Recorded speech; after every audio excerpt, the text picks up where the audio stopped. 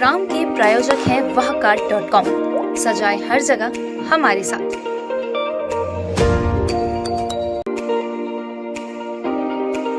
Indo technical institute, रोजगारोन्मुख व्यावसायिक प्रशिक्षण।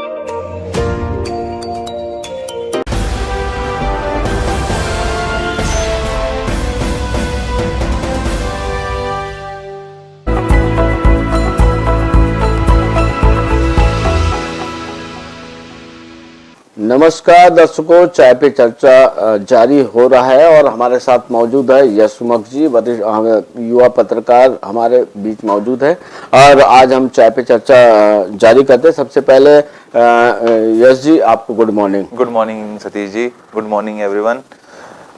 सतीश जी बताइए क्या है खबरों में आज? जी, हम प्रदेश के प्रमुख अखबारों की खबर जो सुर्खियां है उनको हम दर्शकों को बताते हैं।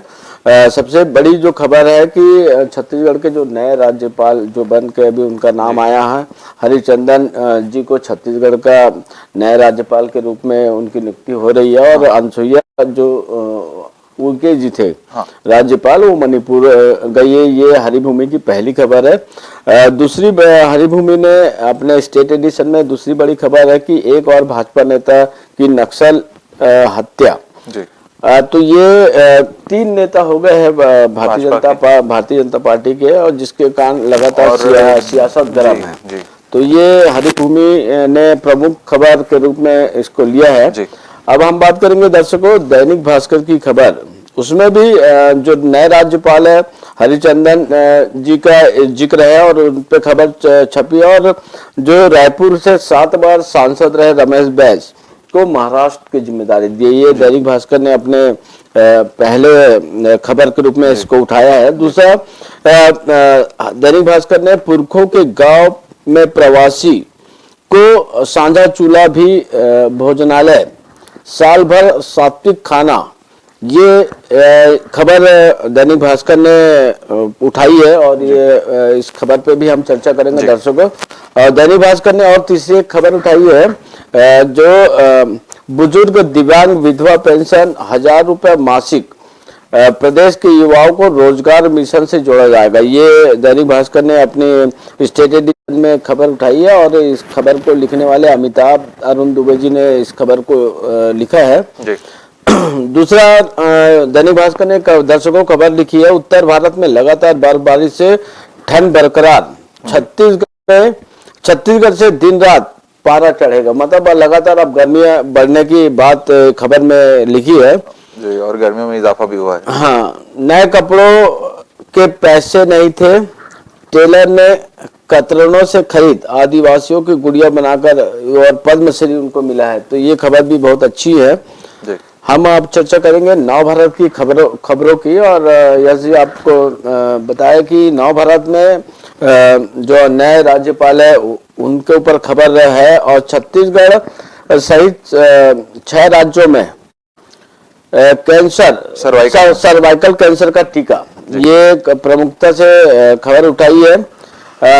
यूजी और पीजी मेडिकल सीटों की संख्या बरकरार करने की तैयारी जी। और मुख्यमंत्री जी का एक खबर नवभारत ने प्रकाशित की है, किसी भी सेंट्रल एजेंसी से जांच करा ले, हमें ऐतराज नहीं, भूपेश बघेल ने कहा है ये अपने कथन में। तो इस नवभारत ने इस खबर को भी प्रमुखता से लिया है।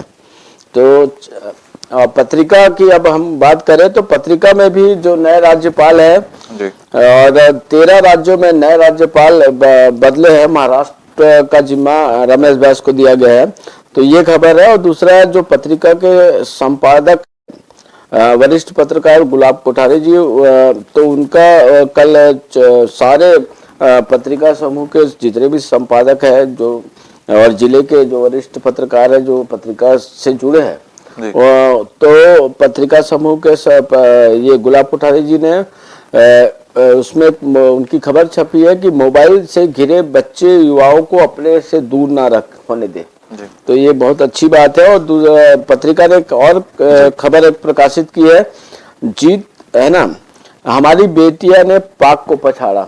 तो कल जो मैच हुआ था तो उसमें हमारे यहाँ की जो महिला क्रिकेट टीम ने पाकिस्तान को विजय हासिल की पाकिस्तान के ऊपर। तो हम चर्चा करेंगे यश जी। पहले हम खबर लेते हैं कि हरी भूमि से जी कि जो नए राज्यपाल की नियुक्ति हो रही है, तो आपका क्या मानना जी है? देखिए, बिश्वा भूषण हरिचंदन जी जो नए राज्यपाल बने हैं छत्तीसगढ़ के, इनके पहले अनुसुईया उइके जी थी जिनको मणिपुर का जिम्मा दिया गया है। और इनकी उम्र 84 साल है मैं बताऊं तो, और ये 5 बार विधायक रह चुकी है ओडिशा से। क्योंकि ओडिशा हमारे राज्य के हमारा पड़ोसी प्रदेश है, पड़ोसी राज्य है। और उसके साथ साथ जो कहीं ना कहीं देखा जाए तो जो कल्चरल है, सांस्कृतिक है, सांस्कृतिक चीजें मैं कहूंगा बहुत हद तक छत्तीसगढ़ से मिलती जुलती है। थोड़ी मतलब कुछ ना कुछ तो चेंजेस समानता अधिकांश है, समानता अधिकांश है जी। तो उसके चलते ये एक अच्छा चयन है। और दूसरी चीज ये है कि चूंकि 4 साल यहाँ हो गए थे अनुसुईया उइके जी को, उसके बाद सारे फेरबदल हुए और यहाँ केवल नहीं 13 राज्यों में पूरे फेरबदल हुए और दो राज्यपाल थे, उन्होंने इस्तीफा दे दिया है अब, और उनका इस्तीफा स्वीकार कर लिया है राष्ट्रपति ने। आपको नहीं लगता है कि ये चुनाव के पहले 13 राज्यपालों का प्रभार चेंज करना और उनको अलग राज्यों का राज्यपाल बनाना, तो क्या नहीं लगता आपको कि चुनाव के कारण ये सारा हो रहा है? या छत्तीसगढ़ की राज्यपाल अनुसुईया उइके का लगातार मुख्यमंत्री भूपेश बघेल जी से आरक्षण को लेकर विवाद हो रहा था, तो इस पे क्या आपका क्या मानना है? देखिए, अभी उनका अनुसुईया उइके जी के साथ हो रहा था और अब वो उनका शायद ये देखा जाए हरिचंदन जी के साथ भी होगा, क्योंकि जो साइन करना है विधेयक पे वो टल रहा था किन्हीं कारण से। और राज्यपाल को नोटिस भी भिजवा दिया गया था सचिव को, और सारी चीजें हुई। जो भी आपने छत्तीसगढ़ में पॉलिटिकल ड्रामा देखा, अभी जो चल रहा है, मैं पॉलिटिकल ड्रामा इसको, पॉलिटिकल ड्रामा, क्योंकि बीते दिनों अगर आपने देखा होगा कि विधेयक को लेकर जो अटकलें हैं और बच्चे भी जो परेशान हो रहे हैं, सारी चीजें हो रही है, तो इसका कहीं रास्ता नहीं निकल रहा था। अब चूंकि चुनावी वर्ष है ये और चुनाव को कुछ ही महीने शेष बचे हैं, तो मैं कहूंगा अगर केवल एक राज्य का चेंज होता, राज्यपाल एक राज्यपाल की बदली होती, तो मैं समझ में आता कि ये चुनाव को मद्देनजर रखते हुए किया जा रहा है। मगर 13 राज्यपाल सीधे सीधे बदल दिए गए, तो ये एक बड़ी बात है। और ये चुनाव को लेकर क्या लगता है, चुनाव को लेकर ही ऐसा कुछ फेरबदल जिससे कुछ नया बीजेपी को उससे फायदा मिले? अब देखिए, बीजेपी को इससे फायदा नुकसान से ज्यादा, क्योंकि संवैधानिक पद है। जी संवैधानिक पद है, इसीलिए फायदा नुकसान से ज्यादा। अब चूंकि डॉक्टर रमन सिंह ने भी इनका स्वागत किया कि एक स्वागत करना एक औपचारिकता है और बनता भी है स्वागत करना, कोई राज्यपाल आते हैं तो। और भूपेश बघेल जी ने भी कहा है कि हमारे संवैधानिक अभिभावक का मैं स्वागत करता हूं छत्तीसगढ़ में। और उन्होंने ये भी कहा है कि कहीं ना कहीं तंज कसते हुए कहा है कि भाई जो चीजें रुकी हुई थी अब वो चीजें शायद हो, मतलब भूपेश बघेल जी को भी लग रहा है कि मतलब आप विधेयक में हस्ताक्षर हो जाएंगे तो जो बच्चे हैं जो कई सारे प्रतियोगिता परीक्षा में इस आरक्षण के कारण बहुत सारे बच्चों ने एग्जाम नहीं दे पाया है या एग्जाम के लिए फॉर्म फिलअप नहीं कर पाया, तो वो। और एक चीज इसमें देखनी होगी आपने, क्योंकि 13 राज्यों के राज्यपाल बदले गए और रमेश बैस जी जो 7 बार सांसद रह चुके रायपुर से, उनको महाराष्ट्र का जिम्मा दिया गया। मगर जो हमारे पूर्व छत्तीसगढ़ के मुख्यमंत्री है डॉक्टर रमन सिंह, बहुत लोग ये कह रहे थे आप दिसंबर आने दीजिए, दिसंबर में कहीं ना कहीं के राज्यपाल बना दिए जाएंगे, जनवरी आने दीजिए, कहीं ना कहीं के राज्यपाल बना देंगे। और अभी फरवरी के नहीं, मैं आपको बताऊं, चूंकि पूर्व मुख्यमंत्री छत्तीसगढ़ के रमन सिंह का चूंकि कद बड़ा है और वो उपाध्यक्ष है, आपने देखा होगा कि जो 26 जनवरी गई है गणतंत्र दिवस, तो वहां पर नई दिल्ली में राष्ट्रीय कार्यालय में ध्वजारोहण करने का मौका मिला, तो ये बहुत बड़ी बात है। तो राज्यपाल बनाना ये तो चर्चा में था, लेकिन तो इसके क्या राजनीतिक मायने हम देखें, क्या उनको चुनाव फिर से लड़ेंगे, 24 का लड़ेंगे, 23 का लड़ेंगे, 23 का लड़ेंगे? मुझे लगता है कि रमन सिंह अब सेंट्रल की राजनीति करेंगे जी, क्योंकि अब चूंकि बीजेपी ने अपने जो राष्ट्रीय कार्य समिति की जो बैठक हुई थी उसमें नए चेहरे और युवाओं को आगे लाने की बात कही थी जी। और आपने देखा होगा कि जो पूरे छत्तीसगढ़ में पूरे जो जिला जो अध्यक्ष थे तुरंत हटा के नए चेहरे एकदम मतलब जिनकी कल्पना किसी ने नहीं की थी उनको जिलाध्यक्ष बना दिया गया। तो कहीं ना कहीं मुझे लगता है डॉक्टर रमन सिंह को राष्ट्रीय नेतृत्व में तो ऑलरेडी है, वो राष्ट्रीय उपाध्यक्ष है, उनको वहाँ सेंट्रल की राजनीति करने के लिए शायद पार्टी तैयार करेगी। जी, अब देखना होगा कि 24 में लड़ते हैं कि 23 में लड़ते हैं, वो एक बात नहीं, विधानसभा मुझे नहीं लगता विधानसभा नहीं लड़ेंगे और वो 24 का ही चुनाव लड़ेंगे या संगठन की कोई बड़ा दायित्व उनको मिल सकता है। यश जी, और एक खबर इसी से जुड़ी है, राजनीति से जुड़ी है, क्योंकि नक्सली लगातार जो राजनीति से जुड़े लोग हैं और वो भी खासकर भाजपा के, तो उन पर उनकी हत्या कर रही है। तो लगातार ये तीसरी हत्या है और एक भाजपा नेता की और एक हत्या कर दी। ये मामला वहाँ गीदम का है, तो बस्तर का है, और यहाँ पर बारसूर के थाना क्षेत्र का मामला है ये, और वहाँ सरपंच की हत्या कर दी। जी, ये भाजपा जिला अध्यक्ष की भी जिला उपाध्यक्ष की हत्या हुई और ये तीसरी हत्या है ये। जी, और इसमें जो प्रदेश अध्यक्ष है उनका भी बयान आया कि भाजपा कार्यकर्ताओं की हत्या करवा रही है कांग्रेस। तो ये उनका बड़ा बयान है कि कांग्रेस, ये सारी जितने भी हत्या हो रही है उसके पीछे कांग्रेस है। क्या मानना है? जी देखिए, जेपी नड्डा जी शनिवार को 2 बजे बस्तर संभाग के दौरे पर थे और उन्होंने भाषण में भी उग्रता दिखाई और कहा कि नक्सलवाद से हमें डरना नहीं है।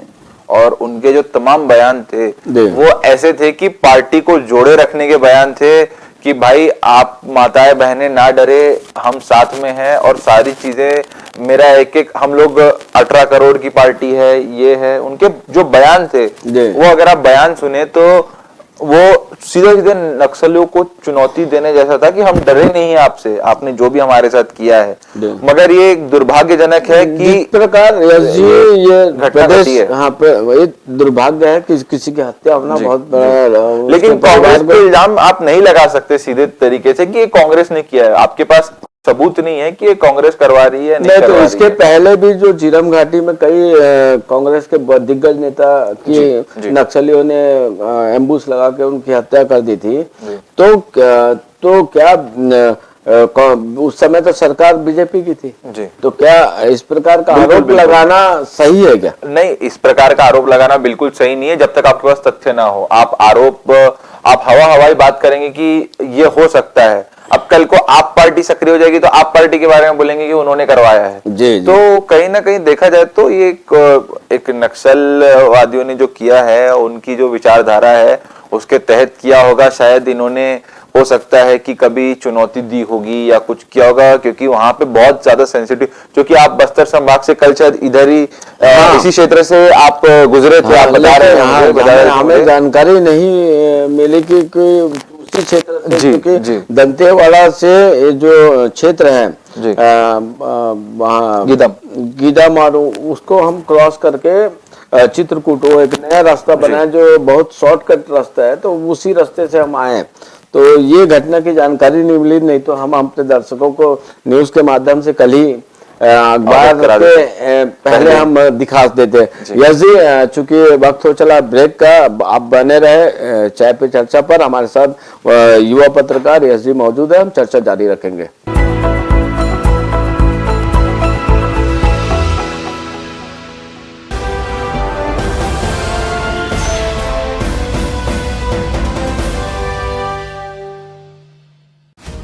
पूरे भारत में कहीं भी कभी भी सबसे कम किराए पर बुक करें वन वे टैक्सी rahultravels.com पर। Looking for a reliable online shopping site? Welcome to walkheart.com. We offer the best quality products at the lowest price with easy and fast delivery options. Search, discover, and choose from a wide selection of lifestyle essentials such as home decoration, garden decoration, hotel decoration, fountains, donation boxes, school products, kids corner, sports, tent decoration, wide range of cricket bowling machines, and many more. We combine innovation and tradition to give you the best in the market. Interior designers may contact to be our privileged customer on 74005. 74005.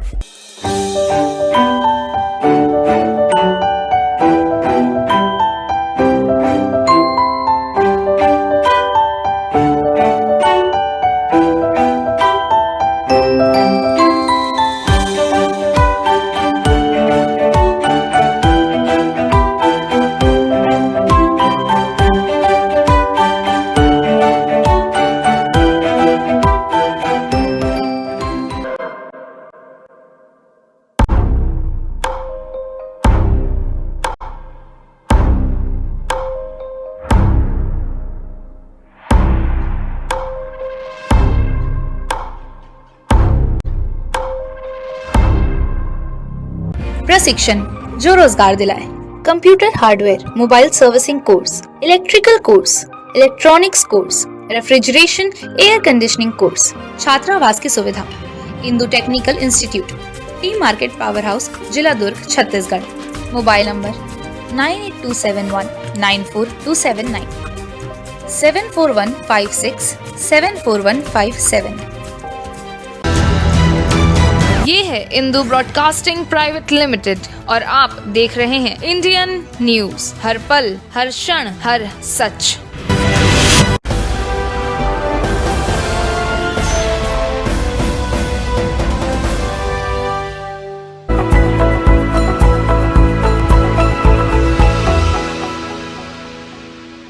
Break के बाद आप सभी दर्शकों का स्वागत है। चाय पे चर्चा जारी है। हमारे साथ युवा पत्रकार यश जी मौजूद है। यश जी, पत्रिका के जो संपादक है, वरिष्ठ पत्रकार और आदरणीय गुलाब कोठारी जी, उन्होंने कल चर्चा करी लोगों से और उन्होंने एक बहुत गंभीर विषय पर बोला है कि मोबाइल से घिरे बच्चों, युवाओं को अपने से दूर ना रखे, ना होने दे। तो ये इतनी जो गंभीर बातें हैं, इस पे आपका क्या विचार है? उसके बाद हम भी चर्चा करेंगे इस पे। जी बताएंगे। देखिए, मोबाइल एक ऐसी चीज हो गई है जो हमें जरूरी भी है और जरूरत के साथ साथ इसने इतना हमें घेर लिया है। आप अगर मोबाइल पे 1 घंटा भाषण दे तो वो कम पड़ जाएगा, क्योंकि मोबाइल को अगर आप देखें, मोबाइल से जुड़ी हुई चीजें, मोबाइल क्यों जरूरी है और मोबाइल को कितना उपयोग जरूरी है, ये 2 चीजें हैं। जी जी। कितना जरूरी है और क्यों जरूरी है? जरूरी तो है क्योंकि आज के डेट में अगर आप पेमेंट करते हैं यूपीआई के माध्यम से, आप स्कैन करके पेमेंट कर देते हैं, आप मेल मोबाइल के माध्यम से कर सकते हैं, आप कोई भी चीज की बुकिंग मोबाइल के माध्यम से कर सकते हैं, आप मोबाइल के माध्यम से लिटरेचर पढ़ सकते हैं, साहित्य पढ़ सकते हैं, आप मोबाइल के माध्यम से अपनी टिकट बुक करा सकते हैं, आप एग्जाम का फॉर्म भर सकते हैं, आप मोबाइल के माध्यम से बहुत सारी सुविधाएं बहुत है मोबाइल से। मगर उसका दुष्परिणाम भी, जी बिल्कुल, दुष्परिणाम भी है, दूसरे पहलू भी है। मोबाइल में आप चूंकि देखें तो ऐप कंपनियां आपको ट्रैक कर रही है। आज के डेट में आपको उन्हीं चीजों के विज्ञापन दिखते हैं जो आप बोलते हैं या जो आपने कभी सर्च किया होगा। ये तो रहा एक पहलू, मगर जो ये खबर है मोबाइल से घिरे बच्चे, युवाओं को अपने से दूर ना होने दे, ये इसलिए जरूरी है। आज के डेट में आप देखेंगे माँ बाप, जो छोटे बच्चे भी रहते हैं 1 साल के 2 साल के, जो आजकल के पेरेंट्स है, मैं कहूंगा अभिभावक है, बच्चा चुप नहीं होता तो मोबाइल पकड़ा देते कि वीडियो लगा देंगे, यूट्यूब लगा देंगे, गेम दे देंगे तो बच्चा खेलते रहेगा। तो कहीं ना कहीं ये एक आदत में उनके शामिल हो रहा है। और दूसरी चीज ये है कि छोटे बच्चे मोबाइल में घुसे रहते हैं, उनकी दुनिया मोबाइल बन जाती है। और आज इसके जो डेट्रामेंटल इफेक्ट्स है वो दिख नहीं रहे सोसाइटी को, मगर जो ये जो जनरेशन है, ये एक प्रकार से टेक जनरेशन, तो हम कह रहे हैं, तारीफ करते हैं कि आज के युवा इतने आगे, मगर आज के जो युवा है उसमें से कुछ ही % युवा है वो मोबाइल का सदुपयोग कर रहे हैं। अधिकांश युवा आप देखेंगे दुरुपयोग ही कर रहे हैं। कि जो कोरोना काल में भी मोबाइल का उपयोग उन्होंने पढ़ाई के लिए तो 1-2 घंटा किया, मगर उसमें उन्होंने ऐसी चीजें भी देखी जो उन्हें उम्र के पहले देख ली उन्होंने बहुत सारी चीजें। मैं यश जी आपको बताऊंगा कि मोबाइल का जो दुष्परिणाम है, सबसे पहले कि अगर एक परिवार में 4 मोबाइल है तो पहले परिवार में आपसी या माता पिता के साथ बच्चों का एक बातचीत होती थी या भाई बहनों से बातचीत होती थी। लेकिन जब से मोबाइल ने लोगों के घर में प्रवेश किया या मोबाइल को हमने आदत में शामिल किया, तो आज पिता अपना मोबाइल देखते रहते हैं, उनकी वाइफ अलग मोबाइल और बच्चा, तो एक रूम में ऐसा लगता है कि अपरिचित लोग रह रहे हैं। तो ये स्थिति मैंने देखा है। तो चूंकि कोई बात ही नहीं करता है। आप हम जैसा दिल्ली, हम अभी पिछले महीने हम दिल्ली पहुंचे थे, तो एयरपोर्ट में देखे कि जब हमारे परिचित के कुछ लोग थे और एयरपोर्ट में इंतजार हो रहा था तो सब कोई बात ही नहीं कर रहा था। नहीं तो पहले ये होता था कि पहले पूछा जाता था, मोबाइल नहीं था तब, कि मोबाइल था भी तो ये जो मतलब ये एंड्रॉइड मोबाइल नहीं थे, कीपैड थे, तो उस समय बात करते थे कि कैसे आना हुआ दिल्ली या कैसे आप जा रहे हैं या जो भी उनसे रिलेटेड जो बातें होती है, आपस में चर्चा होती थी। लेकिन वो सारे चर्चा खत्म हो गए। तो ये मोबाइल का परिणाम है कि लोगों को दूर करते जा रहे हैं। आपने देखा होगा सतीश जी, सर्वे भी हुआ है कि 80 से 90% के बीच में जो विवाहित जोड़े हैं उनके रिश्ते को हानि पहुंचाने का सबसे बड़ा कारण है मोबाइल। आप देखेंगे जी, ये एक सर्वे जो पुलिस ने एक सर्वे किया था जिसमें मोबाइल को परिवार टूटने का कारण बताया था। तो ये दर्शकों को ये सोचना होगा कि मोबाइल जरूरी है, लेकिन परिवार में जब बैठे हैं तो मोबाइल का इस्तेमाल ना करें, बच्चों से बात करें बच्चों के बारे में, या माता पिता जो है बच्चों से पूछे, या बच्चे माता पिता और बच्चे भी दूर हो रहे हैं आजकल, छोटे छोटे बच्चे जो मोबाइल में जो जिद करके मोबाइल ले लेते, तो कहीं ना कहीं ये सारी चीजें ध्यान देने वाली है। और मोबाइल का कम से कम उपयोग ही करें, क्योंकि उस मोबाइल सेफ नहीं है, उसमें रेडिएशन आती है, किरणें आती है, हम जो कहते हैं प्रकार की बातें, ये सच है। दैनिक भास्कर की हम एक खबर उठा रहे हैं और ये स्टेट एडिशन में खबर है और ये नई दिल्ली और रायपुर से दोनों जगह से प्रकाशित हुई है। तो उत्तर भारत में लगातार बर्फबारी से ठंड बरकरार है, लेकिन छत्तीसगढ़ की हम बात करेंगे तो छत्तीसगढ़ में रात और दिन में पारा चढ़ते जा रहे हैं जी। तो इस पे क्या कहेंगे आप? जी देखिए, कल भी आप देखें तो छत्तीसगढ़ में तापमान 31 से 32 के बीच में था दोपहर में, और रात में मैं कहूंगा ज्यादा परिवर्तन नहीं आया था, 1-2 डिग्री ऊपर नीचे हुआ था। मगर अब चूंकि फरवरी का महीना है और ठंड आप देखेंगे बढ़ेगी, और ये जो लगातार बर्फबारी हो रही है, ठंड बरकरार है, ये भी उत्तर भारत का है। लेकिन केवल छत्तीसगढ़ राज्य की हम बात करें तो यहाँ पर पारा बढ़ रहा है, यहाँ गर्मियां लगने लग गई है, एसी और कूलर लोगों को जरूरत जी। तो इस पे चूंकि ये कहीं ना कहीं पर्यावरण को हमने बिल्कुल खराब किया है। एक जगह बर्फबारी हो रही है जो कि ज्यादा दूर नहीं है उत्तर भारत हमसे, और जो सेंट्रल इंडिया छत्तीसगढ़ वहां पे पारा गिर रहा है। तो ये देखिए, अभी आप देखेंगे लेह लद्दाख में भी पानी की समस्या है। जो पानी पहले जिस प्रकार आता था अब उस प्रकार आ नहीं रहा है। मैंने एक रिपोर्ट देखी, उसका एक बहुत बड़ा कारण है लोग, क्या हो रहा है 2-3 महीने के लिए लोग जो पर्यटन के लिए वहां लेह लद्दाख की भूमि पर आते हैं, वो इतनी ज्यादा मात्राओं में आते हैं कि जो बर्फ के पहाड़ है वो पिघलने लग गए हैं, और पर्याप्त मात्रा में लेह लद्दाख में पानी मिल नहीं रहा है। एक गांव है, वो गांव को छोड़ के उनको दूसरी जगह अपना बसेरा शिफ्ट करना पड़ रहा है। तो कहीं ना कहीं जो टूरिस्ट है उन्हें भी ये चीज देखनी चाहिए कि आप अगर यदि जा रहे हो, चाहे आप छत्तीसगढ़ से जाओ, चाहे मध्य प्रदेश से जाए, आप कहीं से भी जाइए, आप दूसरी स्टेट में जाते हैं तो इतनी मात्रा में लोग वहां जाते हैं 2-3 महीने के लिए कि वहां पे अभी क्या है, कहीं ना कहीं आप देखेंगे कि पर्यावरण से प्रेम लोगों का हटते जा रहा है। लोग पॉलिथीन का इस्तेमाल कर रहे, प्लास्टिक का इस्तेमाल कर रहे, जिसके कारण हमारी जो भूमि है वो भी बंजर होती जा रही है। तो कहीं ना कहीं हम आने वाली पीढ़ी के लिए क्या छोड़ के धरोहर जाएंगे, ये भी सोचने वाली बात है जी। यही चूंकि वक्त हो चला है हमारे चाय पे चर्चा को समाप्त करने का, तो कल फिर हम आपसे मिलेंगे जी। आप सभी दर्शकों को नमस्कार। नमस्कार।